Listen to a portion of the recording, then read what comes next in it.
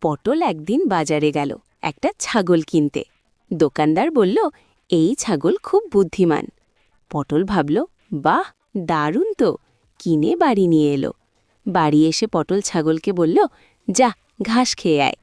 ছাগল সোজা গিয়ে পটলের জামা খেতে শুরু করল। পটল চিৎকার করে বলল, এই, এটা তো আমার নতুন জামা। পরদিন পটল ছাগলকে স্কুলে নিয়ে গেল, ভাবল পড়াশোনা শিখবে। স্যার জিজ্ঞেস করলেন, তোমার ছাগল কি পারে? পটল বলল, স্যার, সব পারে। ঠিক তখন ছাগল স্যারের খাতা খেয়ে ফেলল। স্যার রাগ করে বললেন, এই ছাগল খুব বুদ্ধিমান না, খুব ক্ষুধার্ত।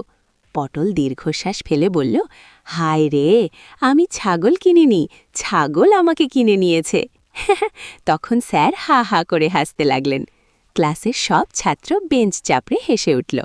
দোকানদার দূর থেকে বলল, ভাই, এক্সচেঞ্জ নাই। আর ছাগলটা ম্যাঁ ম্যাঁ করে এমন মুখ বানালো যেন সেও জোকটা বুঝেছে। শেষে পুরো স্কুলে শুধু হাসির আওয়াজ, হা হা হা হা হা।